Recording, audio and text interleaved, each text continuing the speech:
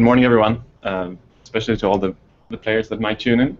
I'm Johan Andreasson, and I'm a postdoc jointly between the DAS lab and the Greenleaf lab here at Stanford. And I'm very excited to talk about our latest results from our riboswitch experiments that we have done on the new RNA array. And there's going to be a lot of data. I'm very excited. But I'll start with an introduction and then get into the meat down the line. So as you all know, RNA is very exciting, and I'm particularly excited about it because I believe it has tremendous possibilities to be used in biomedical applications and sensors in cells and many other things. So here you see a few examples of RNA drugs that are already in the clinic or in trials. To the left, you actually see a ribozyme that cleaves an RNA in the cell and stops the expression of a VEGF receptor. And to your right, you see a small aptamer that's made by a modified RNA that can cure or at least alleviate macular degeneration. So these are just a few examples of the cool things you can do with RNA. But I think that we're just in the beginning, and some companies and other researchers are currently solving the biggest problem so far, which has been to get the RNA stable and get it into cells to work for a long time inside people, for example. But these problems have been solved, so we have a huge opportunity in the future to make some very interesting drugs that are more than just a molecule that binds a target.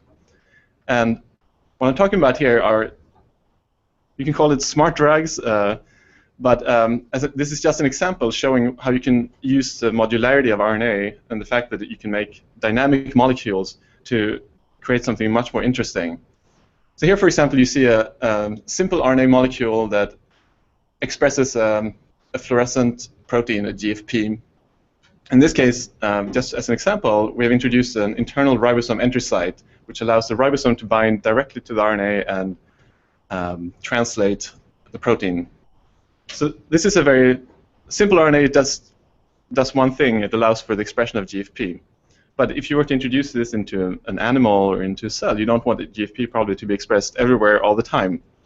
So this is where the switches come in, and one simple switch that you can imagine is that you block the start site of the translation in the normal state, and only if you have a microRNA that comes in and binds the same sequence is the message released, and you get efficient translation of the protein. So this is a simple switch, a one input switch. But you can make this even more interesting and complicated by, for example, adding an aptamer that responds to a small molecule. And in this way, you can not only turn it on depending on what's in your cell, but you can also add an external stimulus. For example, something that binds the aptamer. In this case, I just chose aspartame, which is in all your diet sodas, as an example for how you can use an external trigger to turn on something in the cell. So this makes RNA devices very, very interesting. And this is just a 2-input switch, but you can imagine going even further. To summarize what I just showed you in a more formal way, you can see it as a logic element encoded in RNA. So it takes inputs or combination of inputs, and it gives one output in this case, which is the expression of GFP, so a fluorescent signal. In this case, it only turns on when you have both inputs, so it makes an AND gate. But you can imagine expanding it much, much further. So if you take 4 inputs, things get messy very quickly. And it turns out that the number of possible output tables that you can get from a number of inputs grows super exponentially with the number of inputs. So the complexity really rises. And this is one problem we really want to tackle in EteRNA.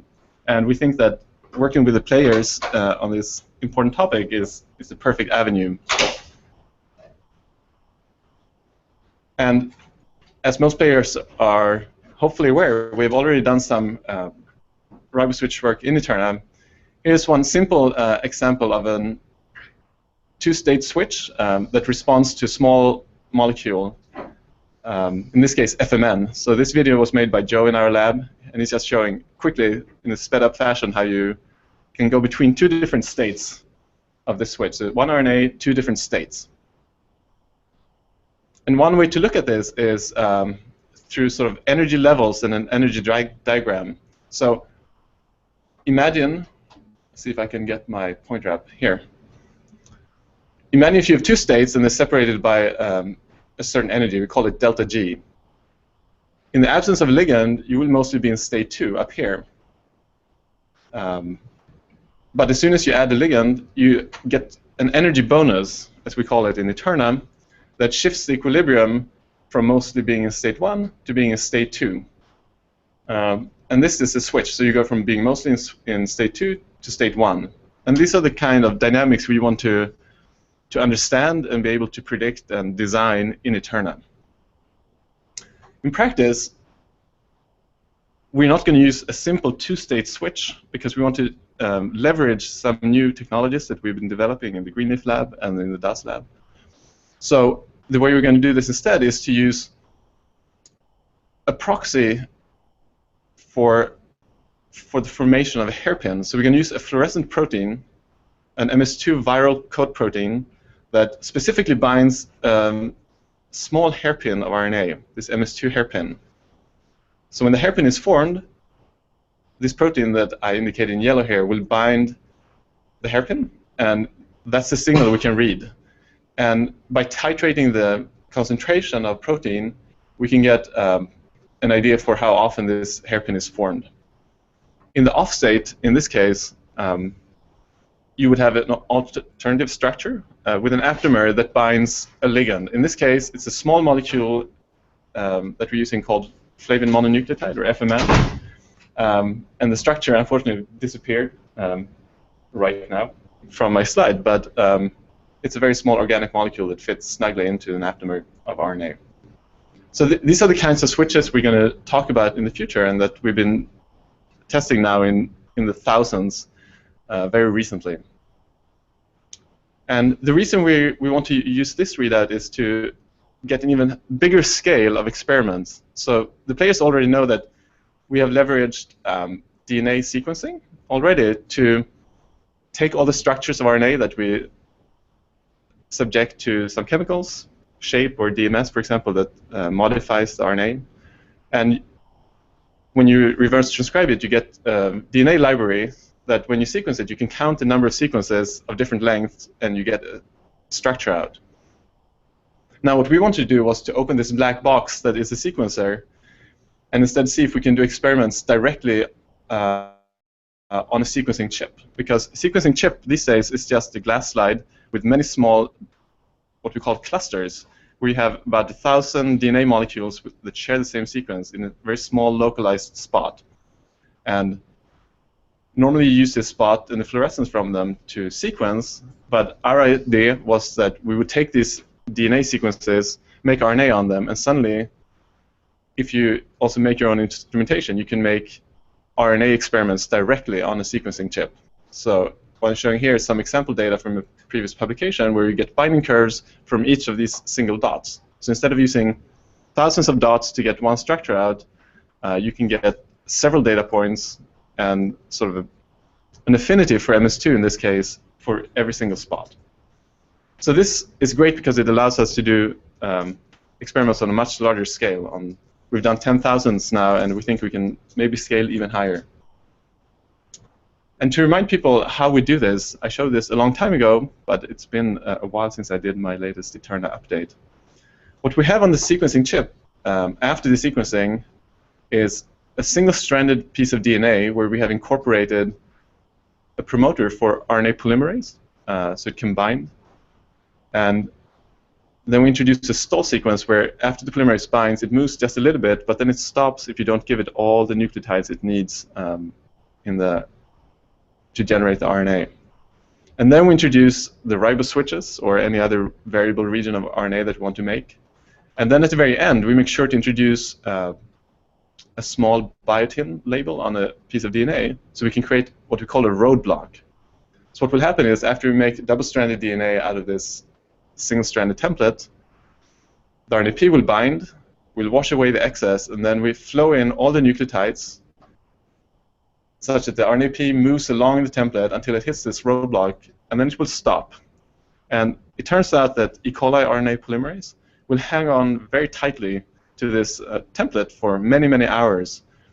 And in essence, it's is acting as a clamp where the RNA is held down in close proximity to the DNA, and it allows you to do localized experiments of RNA molecules. So you can identify the sequence of this particular RNA molecule in red by the original DNA sequence that you had from your sequencing chip. So this is great. We get millions of spots, and we know what each spot is in terms of the sequence. And then we can flow in fluorescent proteins like the MS2 that binds the hairpin and gives us a very interesting signal. So what this looks like in practice is here. What you see here is many small spots on the surface. This is about maybe 0.5 millimeter in each direction, and you see there are millions of small spots. In this case, the RNA is labeled in red. And as we flow in MS2 protein, you start seeing binding to certain spots showing up as green dots. So these are RNA molecules with an MS2 hairpin that binds the MS2 very tightly. And as you increase the concentration of MS2, you see more and more spots light up. So more of the RNA molecules get bound by the protein. And at very high concentrations, you get binding almost everywhere in this case. But interestingly, many of the spots show no binding at all. So that's representing RNA molecules that don't form the MS2 hairpins. So this shows that we can definitely segregate between molecules that form a certain structure versus not, if this structure is the MS2 hairpin. So this is the method now what we're going to use to study RNA switches directly on the chip. And the way we do this is it starts very similarly to the regular EteRNA experiments. What we do is we solicit interesting designs from all the players that get generated on this DNA synthesis chip.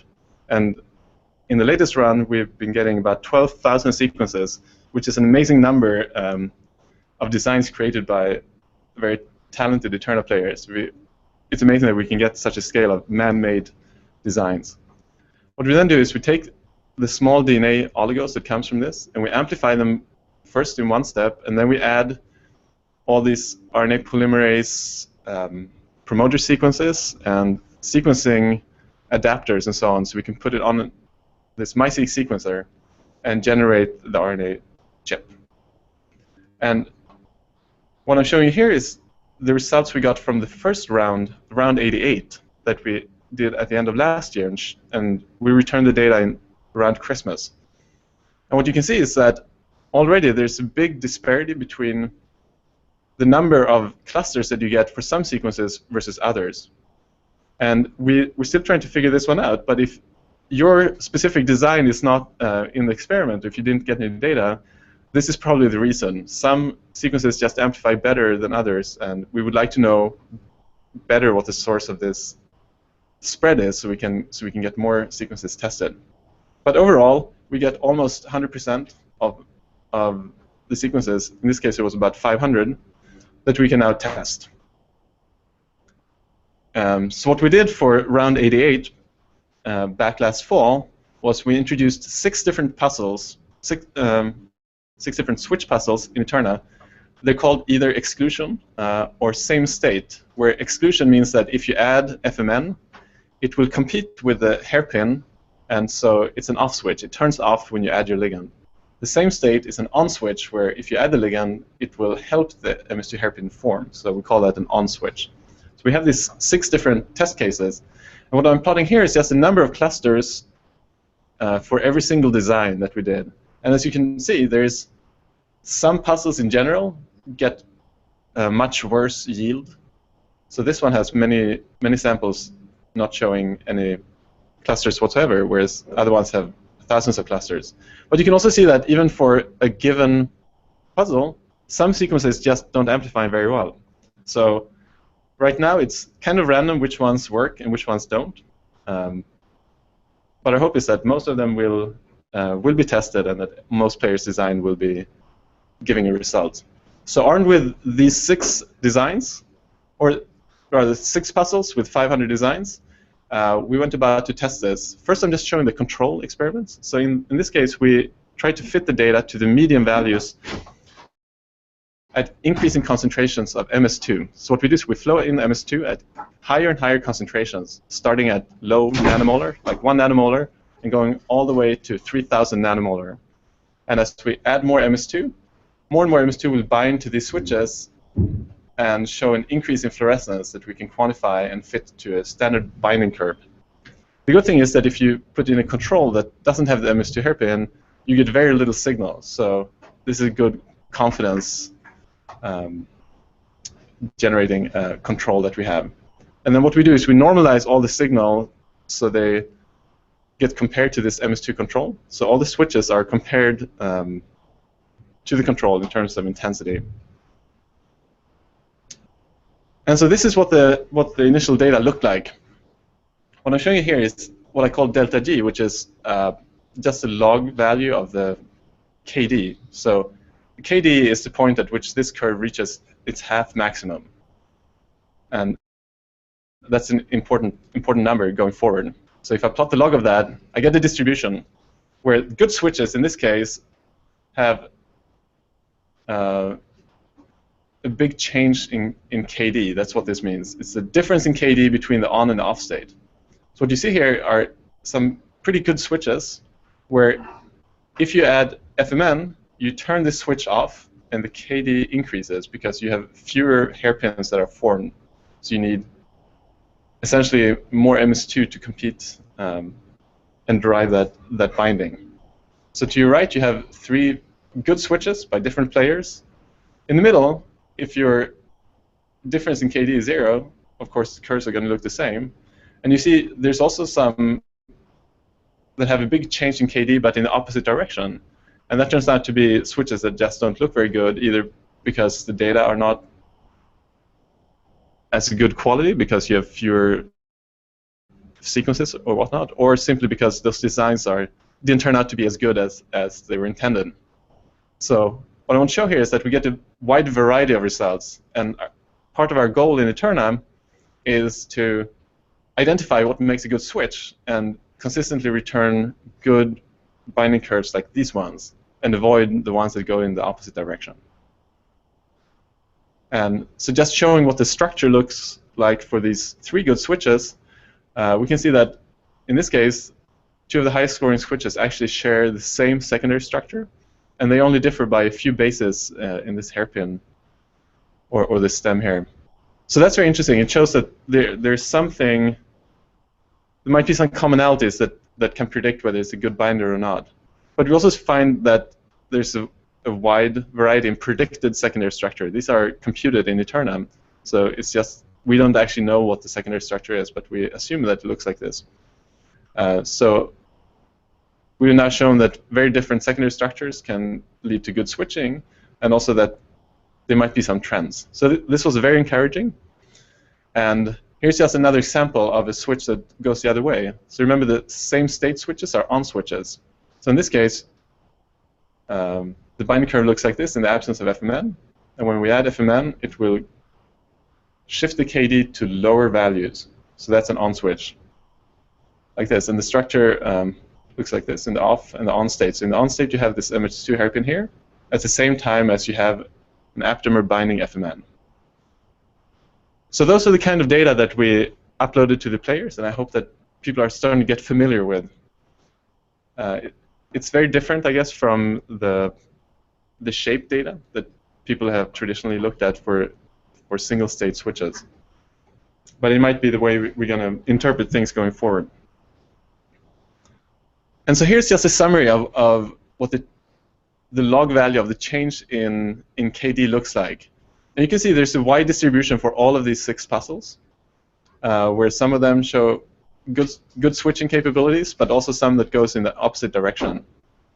And to make sense of this, these data, instead of just giving you a delta G or a shift in KD, we introduced a new EteRNA score for switches. So I called it the EteRNA switch score. And the reason we introduced a new score is that there are several things that come into play when it's a good switch. So I will call the 3 things we're scoring the baseline subscore, the switch subscore, and the folding subscore. And I'm going to explain each of those in a little bit more detail. So first of all, a good switch should show a big switching. So an increase in KD or decrease in KD when you add your ligand. And so it turns out that the switch range, so the proportion of switches that are in one state to the other is directly proportional, or not directly proportional, but it's monotonically increasing with the fold change in KD. So we're going to use the fold change in KD as our metric, or actually the log of it.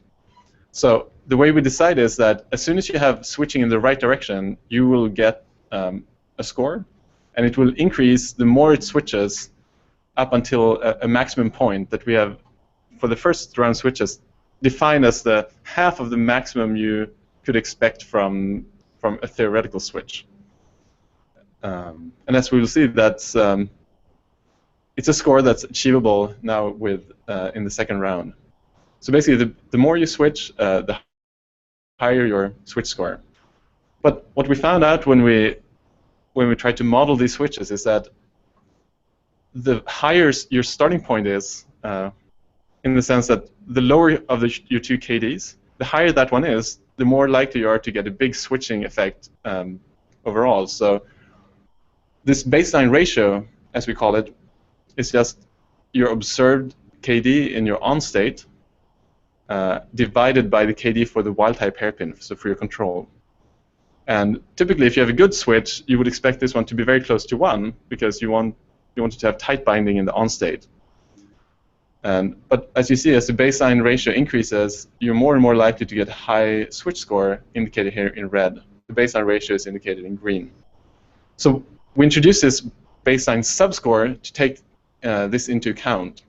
So what we say is that you're going to get maximum score as long as your KD in your on state is within a factor of 2 of the wild-type hairpin. And then it will progressively go down until you hit a 6-fold increase in KD, at which point you get nothing there, because then it's not really binding MS2 very well in any state, neither the on nor the off state. And finally, we noticed that some of the switches simply don't bind MS2 whatsoever, so they don't even fold in the right shape at all. And so to account for that, we just want to make sure that anything that has a maximum intensity below this high cutoff that we introduce gets a reduced score. So what we said is that everything that's above 70%, or a fraction of 0.7 of the intensity of the control, will get a maximum folding score, and then it will decrease continually until you hit about 30% of the maximum intensity for your MS2 control, at which point you get a 0 folding subscore. So this is, of course, there's a lot of different scores going on. It's a little bit complicated. Including the folding subscore, do you take the max value over either of the red or blue curves? Yes, I take it for the highest one. So it could be that you're switching so well that this one never binds, but that's okay as long as the one in the on state is still good. That's a good point. So yes, there are a bunch of different scores. We add up the 3 scores together to get the full EteRNA score, and so this is what it turned out to be for the first round of 500 switches. We find that most switches do form the MS2 hairpin, so almost every switch has a full folding score. Most of them also have a good baseline score, but there's also a population that does not. So those 2 peaks correspond to, I guess, these 2 bumps in the total score. But what really is going to drive the total score and separate the really good switches from the others is the switch subscore, which just tells you how much they actually switch. So these ones are kind of sanity checks, and the switch subscore is the real deal. And as you can see, some of the switches made it to the half of the maximum, which will give you an internal score of 80, which was the maximum score for the first round. And if you look at these on an individual puzzle basis, we see that there's a big spread for all of them, which is already interesting. But we also find that some puzzles, like the exclusion one here, just can't get above 70 in the first round at least. And exclusion 4 was also pretty poor, whereas the same state puzzles generally had a high population of high-scoring switches. So we already have learned something in that if you want to make an efficient switch, it's probably easier to have them be on switches than off switches. But these are just sort of preliminary first-round data that we wanted to use to formulate some hypotheses going forward. And what I was very delighted to see was that the players really got into the data and generated a lot of interesting hypotheses and also some really nice analyses. So here I'm showing some examples from our GetSat conversation that we had. And so these plots are from Salish99 and Mitchell. This one just shows that the EteRNA score, of course, is related to your folding subscore, your baseline subscore, and your switching subscore, where almost all good switches have, of course, full folding score and full baseline score. So all of these things were very interesting, I found. And I was very happy to see people breaking it down by base content, for example, and identifying some outliers. And also trying to see what may drive a good switch. In this case, it looks like it's hard to say anything conclusive from the base composition. And also, if you look at the GC or AU base pairing, it's a big spread. So the question is, can we learn anything from the really good switches, or is this random noise? And people have looked into this extensively. So here are some proposed rules from the first round, in that you don't want too much GC content, but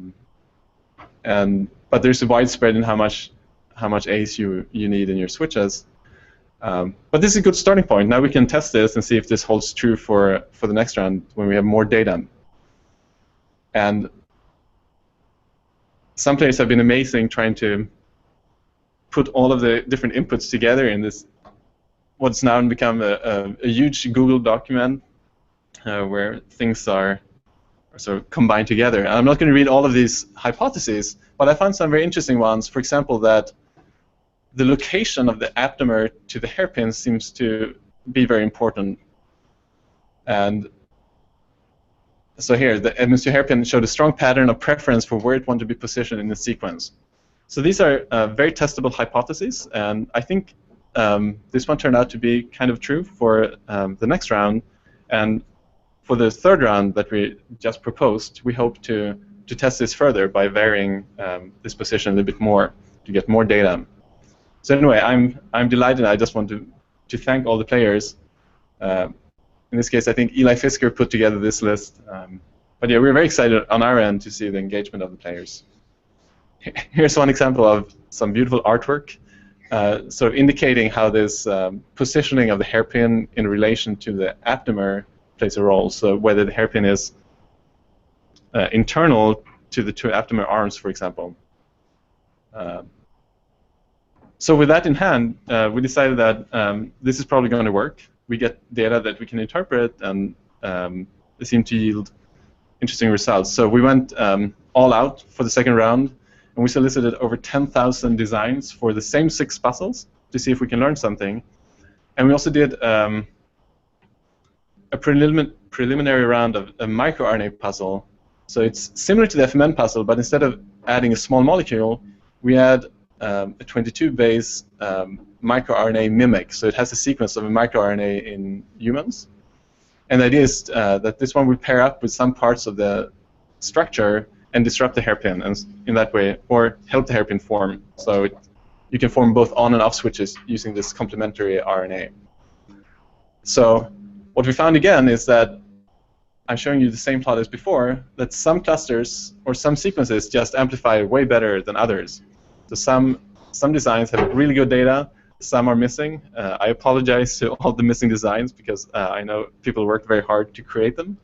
But we did get more than 90% of all the switches, so almost 11,000 in total. And part of the reason why this results have been a bit delayed is that we tried to optimize this to really get as much as we could, so that unfortunately it didn't work. So that explains a few weeks of the delay.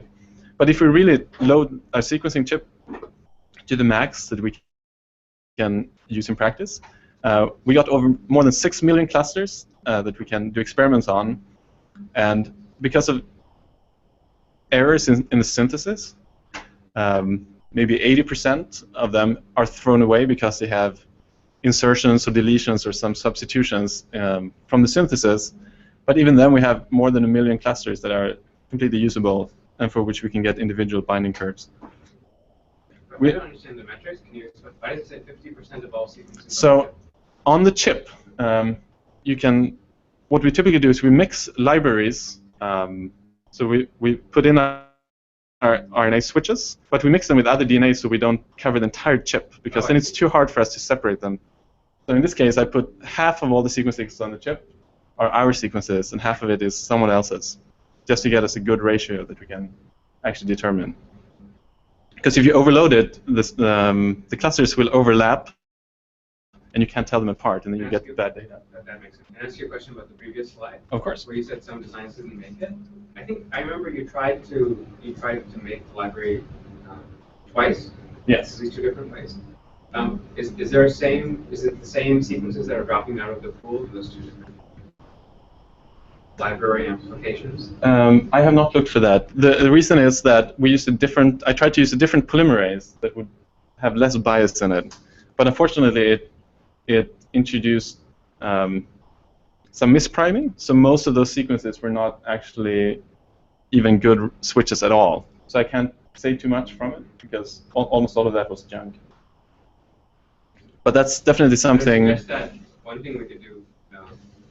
You and I have been, and others have been talking about accelerating partly by getting help from, for example, from Anne or others to help with library preparation. Mm-hmm. So it seems like it would be a worthwhile experiment to regenerate, for someone else to regenerate the library from the same DNA and sequence it and see if it's the same sequences dropping out. In other words, is this some kind of stochastic random error, or is this a property of the sequences themselves? Yes. Too many GCs in a row or too many A's, as George just brought up. Okay, that's great. Yeah, so that's a very good experiment to do. And also we maybe try emulsion PCR at some point. Oh, emulsion PCR. To see if that improves it. But yeah, I've already seen some players have started analyzing which sequences start dropping out or have very few clusters, and there might be actually something we can glean just from looking at the sequence composition of these switches. So now, to further improve our data, instead of just fitting the median values to generate one binding curve to set of median values, we actually fit every single clusters individually and then look at the distribution and the median values of the fit values instead of the other way around. So here I'm showing you the examples for our control, and I think we have about 10,000 sequences for the control, on the order of 10,000. And on the log scale, they look kind of Gaussian. But I think that if you have a lot of sequences, you can identify this, the mean, and within a very tight tolerance, so a small standard error of the mean.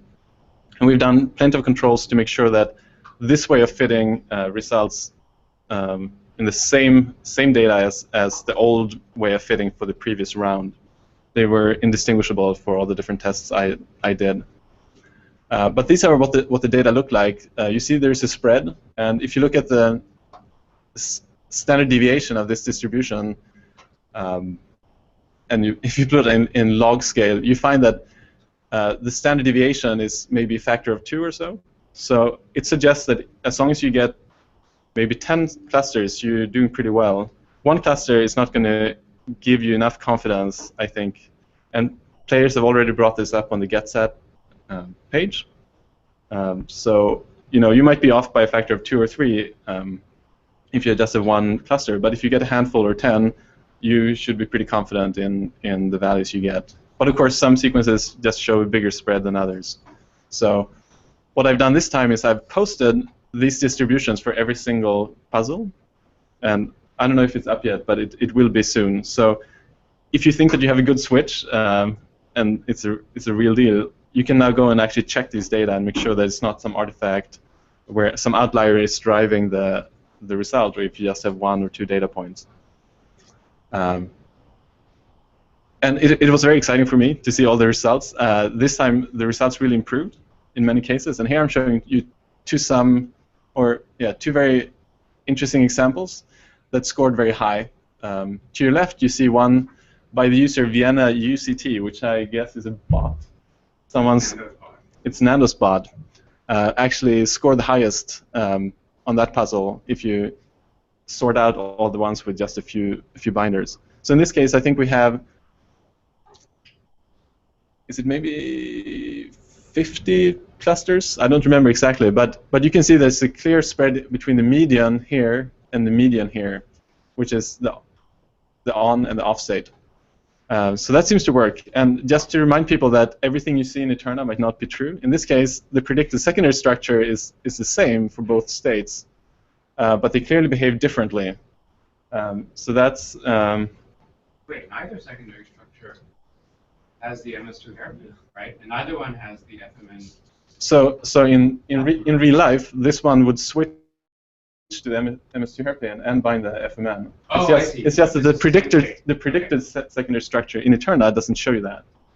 So I guess that if you have a bot, the bot doesn't care. But I just want to Nando's bot doesn't care. Yeah. But I just want to warn players that just because it looks right in EteRNA doesn't necessarily mean it's real, and that's some of the things we're trying to figure out, like how we can predict that. Yeah, these are really good test cases for our mean is trying to do, which is to fix the energetic frame. Yeah. But the good thing is that all these data are there, so we can now learn quite a bit. And here I just show you what it looks like with even more clusters, and you see that, of course, the more clusters you have per design, the more confident you can feel in the switching capabilities. This one also scored pretty high, better than any puzzle in the previous round, and it has a totally different structure, of course. So that's very interesting. So I have yet to go through all of the individual. That's the best one for same state one. It's the best one that has more than. I think I sorted for anything that has more than 200 or so clusters, just to show what the distributions look like as you increase the number of clusters that you use. What's the answer? So this one has not yet been solved with that score above, let's say 90. There are scores above 90, oh, okay. but they have fewer clusters. So I just want to raise the warning flag that there are some apparently very successful switches. Some of them might be true. Some of them might be a fluke, because if you have 10,000 designs and you have, can you just compute the error on this EteRNA score? Is that feasible?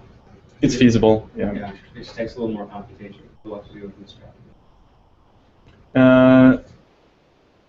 Yeah, you can estimate the standard error of the mean for these variables, and then you propagate the errors. So those data are actually already there online. They are? Yeah.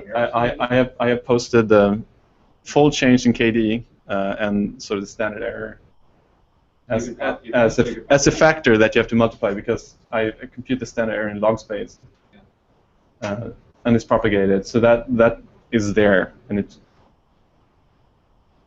going to happen soon. It was posted last night, so I just wanted to tell players that many of these data just came out this week, and some came out last night.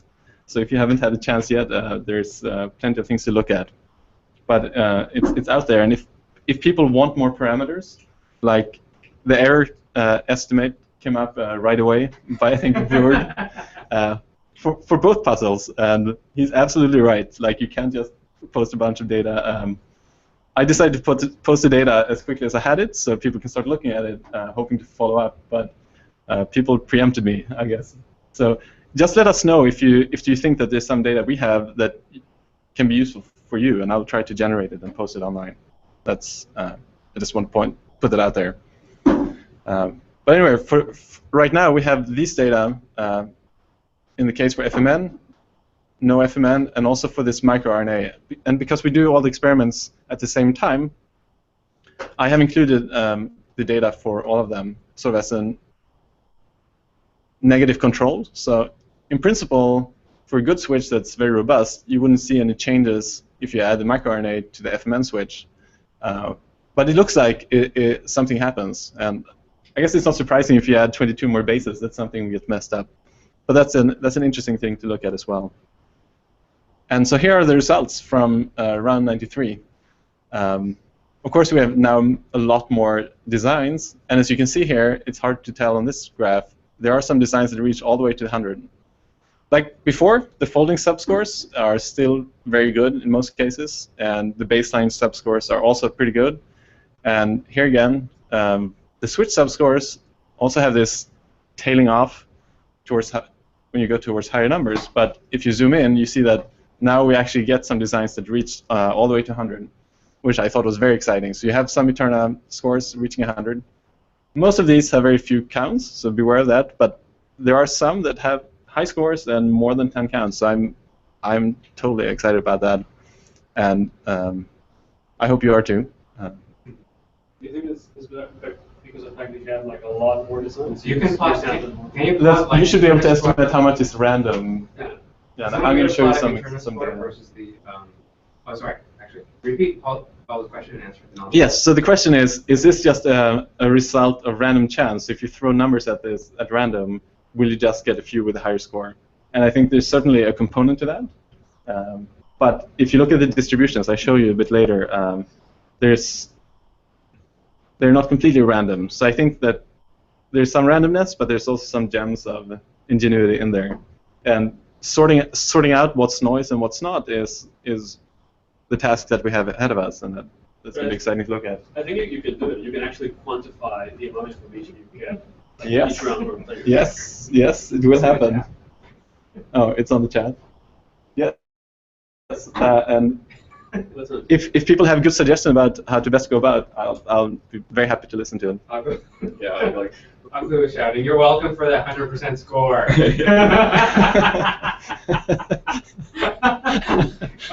Do you have a plot here or later, or is it on the GetSat of EteRNA score versus number of clusters, so we can see that the low number of clusters have bigger variance? Is that? It's coming. No, repeat Okay. the question. Okay, sorry. The question was from Riju: do we have a plot of EteRNA score versus the number of clusters? And I don't have a plot in this presentation, but it can be generated instantaneously. Yeah, we don't have to generate it. There is a table online with all of these data, so you can just plot one versus the other, and it's a good idea. It's definitely on the list of things to do. And so here, at least, I've broken it up by puzzle, and so some of these peaks are higher than the scale, but we're more interested in what happens at the really high scores, I think. So what you can see already is that these puzzles that were poor in the first round, exclusion 4 and exclusion 1, still have very few counts with very high scores. Whereas the same state, you get quite a bit, extending all the way to 100. And definitely a lot of them go above 80, which was the maximum score last time. So that was very encouraging. I think there's definitely something to the structure of the puzzle where, first of all, if it's an on or an off switch, but also where the hairpin might be located to the aptamer. So that was interesting. There's definitely differences between the puzzles. So do you have any comparisons of the distributions in the first round versus second round? Do you have? So the question was, do you have a comparison between the first and second round? And I do. I can wait for it. So this is it. I guess this is it. So what I did, as a control, I included the same library as we used for round 88 on the same chip as round 93, so we can get the same data again. And what I'm showing you here are the different subscores and the total EteRNA score from the first experiment, which is I called old, and the new one, which of course is the new. And you can see there is some spread. These ones are a bit misleading because almost every score lands on this spot, maximum score, and also for the baseline score, I think that's the case. But you do see that there is some variability. It was actually more than I expected. You should plot it as a histogram, or a heat map. Then you could see. Yes. Yeah. Yes. It's sparse here, but yes. I agree. Next time. But I think the switch subscore seems to be a little bit more proportional. So it might be hard to see here, but overall you might be off by 10 or 20 in general, but I think most of it is reasonable. I was hoping for actually better correspondence, but we have to wait and see for next round and see how well this holds up. It would be great if you could compute like RMST. Yes. And so we have a number, like for papers, or what the typical error reproducibility is from round to round. Yes. No, that's definitely a good metric, and again, data are coming on a continuous basis. Nice. Okay. So it's because it's important to make sure that you don't just get random high scores and you read too much into it. But I definitely believe that something with high switch score in one round has the next round too. So these, they're consistent in that sense. And here also I just want to show what another way of looking at the data. So here you have the k-ons. So that's what you want to have, a low k-on, and you want to have a high k-off. That gives you the biggest switch. So you notice that there's a lot around sort of no change whatsoever, so that's no score. But it looks like there's definitely more going in the right direction than the wrong direction. So right direction is above the diagonal. So those are the ones that we, in the long run, we would like everything to move up in terms of this distribution. Here is the region where you get maximum score, and there are a few spots, but we can definitely try to move all of this up here. Do you have subsets of this as their control, so you can see like a null groups, like The null. like something that sounds switching, The MS2 control? or something that was not designed as switching. Yeah. Oh yeah, the control is. Oh yeah, there it is. Yeah. So. Repeat the question. So Pablo was asking if I have a control, and I have a control right here. So it turned out, actually for both of the rounds, that the hairpin itself gives a different signal, not by much, but a little bit when you add FMN. I'm not sure if that's an artifact, but now it happened at least twice. So it's in a different direction in the two different rounds? No, so what happens is, here I plotted both on and off switches. So depending on which condition you use in your on and off state, you will have. So it's the same data, just off the diagonal. So depending on which switch you look at. Does the FMN make the binding of MS2 worse? Better. Better? That's what I find. I don't have an explanation for it. I would have predicted the opposite. I mean, there's a screening effect that comes in because FMN is an ion. Yeah, in the first round, I think the KD went from 16 to 12. Yeah. And this time it went from 24 to 16, something like that. Really? Wow. So I'm not sure if it's just I pipetted slightly differently, but it happened twice. So if it happens 3 times, then it's the trend, I guess. So we'll have to wait and see for that. And you did the experiments. Oh, they all in the same order. You did the. I did them in the same order, yeah. You did the FMN experiment after plus FMN experiment. After, yeah. After the minus FMN. Yeah. So. Oh, and so it's not like the chip degraded between. Chip degradation would not explain this. It might, because you get a little bit of crap on the surface. You might get some residual MS2 signal. It doesn't come off 100%. Sometimes that produces a better KD. So maybe it produces a little bit of a fake signal that makes an apparent increase in KD. So I haven't checked that. I wanted to do it in the same order so I could compare the different rounds. But if I had just plenty of time on my hands, that's a systematic error that we have. That's great, and it's not very much. Yeah, I think this is acceptable compared to like how much you actually want to see. Yeah. So I think it's okay for now, but have that in mind that it. You might have a few points off in the EteRNA score due to these systematic variabilities. Anyway, okay, yeah. So these were all for the FMN switches, and it seems like that was a great plot, by the way. This one? Yeah, I love it. Okay, I'm glad. But yeah, before I end, I also just want to show what happened to our new test with the microRNA switches. So in this case, instead of using the FMN aptamer, we have a puzzle that switches between a state without and a state with this microRNA mimic that we have, so 22 base oligo. And just like before, you can have an on or an off switch. In this case, the sensor is an on switch, so when you add the microRNA, the switch is supposed to turn on. And here's the winning one from J. Anderson Lee. He scored 94, which is pretty good. And I just want to point out that for the microRNA puzzles, the scoring for the switch score is a little bit different, because for the FMN we have a well-defined KD, and we can estimate what the maximum score could be. For the microRNA, it's combined in many different ways, so that already complicates it. It has a KD of less than a femtomolar if you calculate it, and we use 100 nanomolar in the solution, like in our solution conditions. And also, if we were to use those numbers, we would go way beyond the detection capabilities of our apparatus. So what I did, I said maximum score is if you hit essentially the detection limit.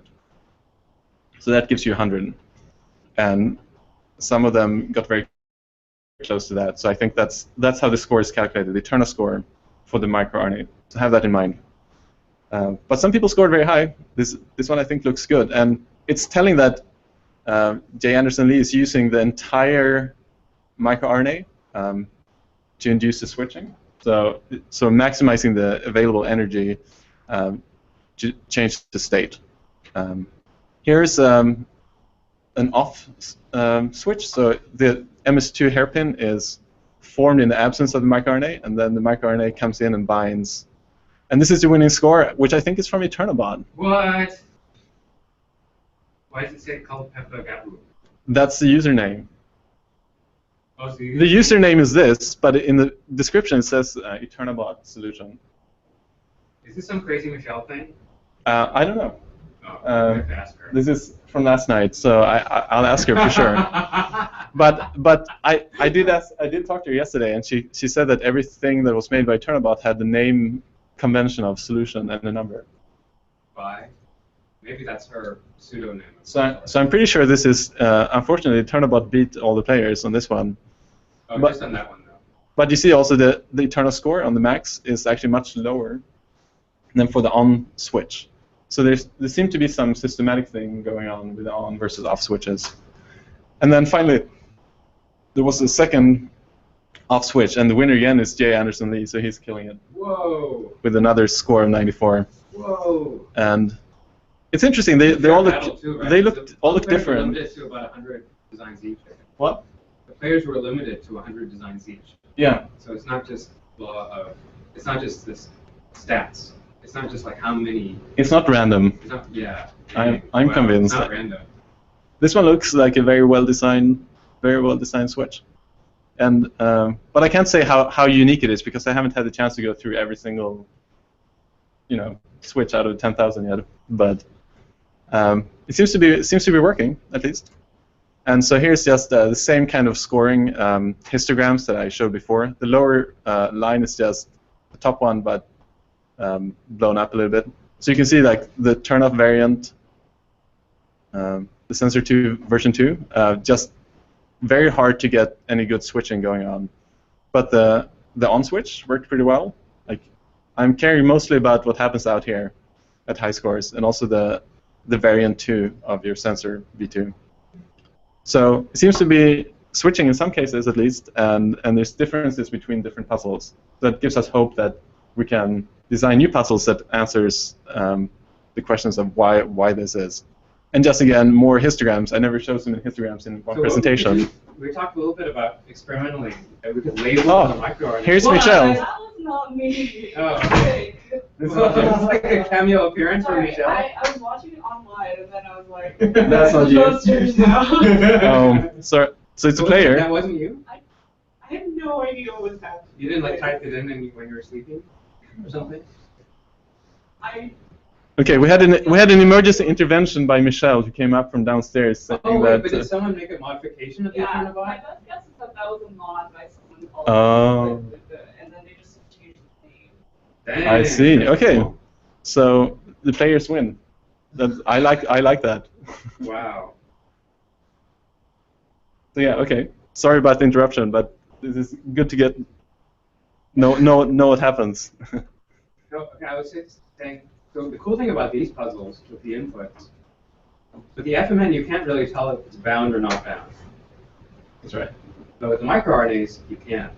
You could just label the microRNA with the fluorophore. You could. Yes. And we talked about having that as a different color Yes. and using a different experimental color filter to pick it out. But you could also can't you also just put it in your red color? Yes. And you just to record to see if the red goes up. Goes down.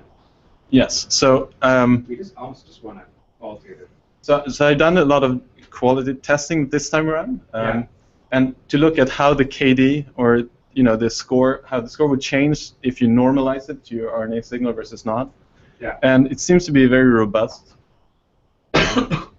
for those changes. If you normalize it by the RNA signal or not, or if you remove some residual RNA signal from the previous round, it doesn't really change the KD. So we can definitely stop, I think, looking at the RNA signal and then use that color channel to actually monitor the microRNA itself. Okay, but just to be safe, you can still use that channel, but then you can look for a delta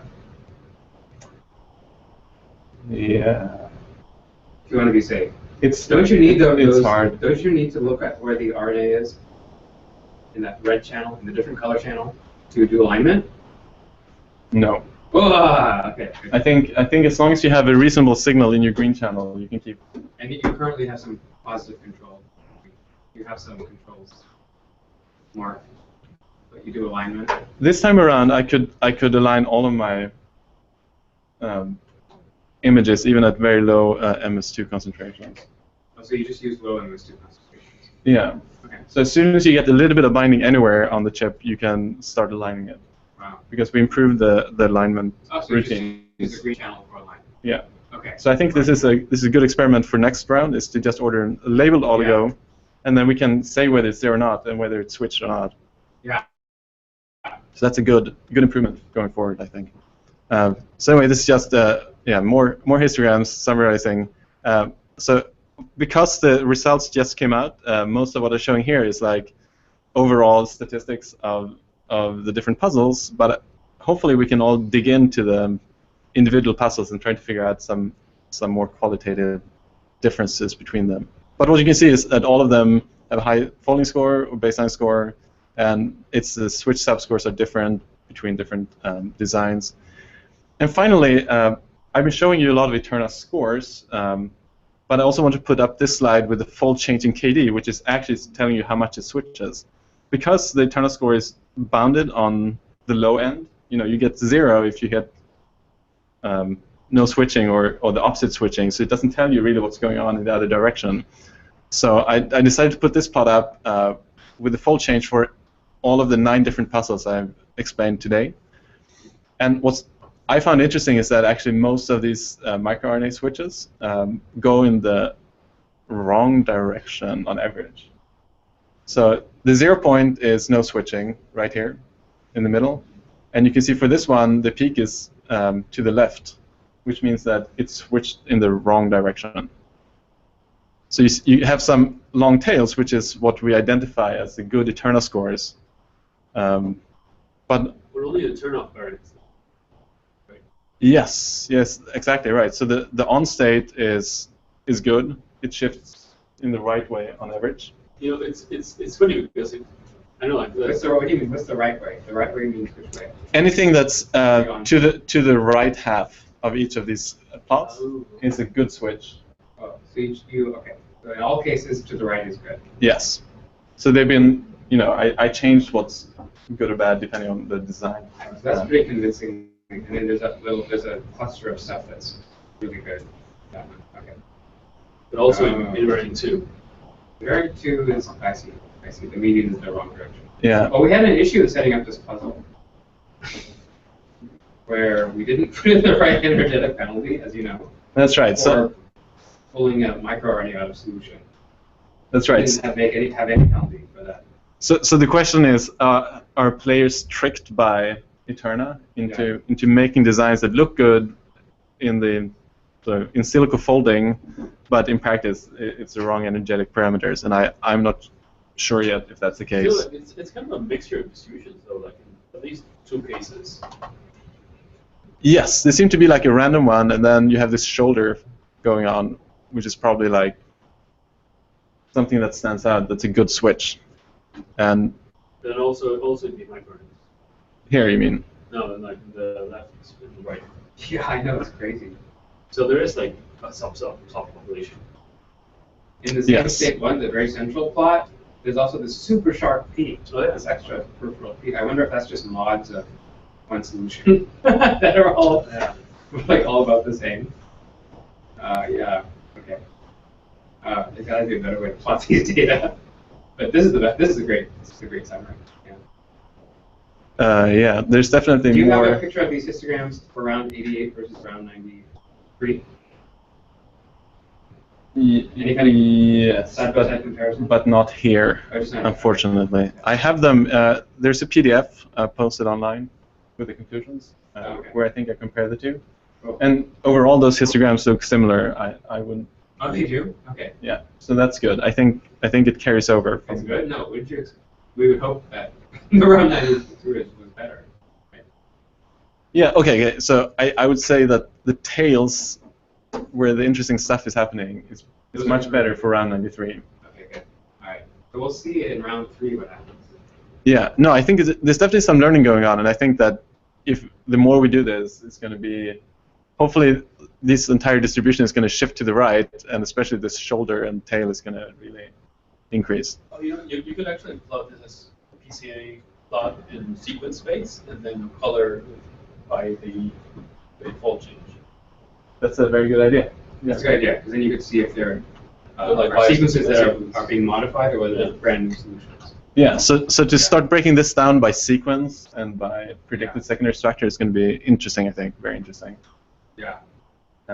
Just hasn't been no time yet, but there will be. Maybe you can bug our me to do it. Or isn't Michelle working with you now? No? Yeah. If you can convince her. I'm not all for her this quarter. You are, I think. I'm in charge. Yeah. So yeah, there's tons of analysis to be done. What I'm excited about is that the players have already it didn't take many hours actually before things started popping up, and that was very exciting. So here's just one example from Salish 99, sort of looking at plotting the EteRNA score versus the binding energy for all the different puzzles, and you can definitely tell different puzzles apart. And here, identifying outliers, for example. So there's many dozens of these plotting different variables versus EteRNA score and so on. And I think we'll be learning a lot. And then you alluded to earlier the sequence dependence of the number of clusters. So it sounds like Eli Fisker's initial, just looking at it, it seems like stretches of many A's in a row is bad for your yield. So it's not clear, of course, if that's because you get errors in the sequences or if you just amplify less. But it's a very interesting starting point, I think, to start looking at. So it might be a synthesis thing, but you just have to look into it more. And then finally, I just want to say that there are plans, and there's been some posts on it on the dev server, and this is actually by Michelle, this figure, where we hope to actually expand this to make it even more complicated, looking at maybe 2 inputs at the same time and see if we can make some of these logic gates that I showed in the beginning. And we'll see how this goes. It might get too hard. We had a session in the DAS lab and some experienced players, and I don't think, maybe Nando made it, and I think Haifima made it a few days later, but this, I guess, was the conclusion. But stay tuned for that. Right now, there's plenty of stuff to look at just with a single input. So before I take the questions from online, I just want to thank everyone. Of course, especially all the players and Nando and John, who's been helping setting up all of the puzzles online and so on, and posting the data. So, crack team Berard figured out that random name is EteRNA. So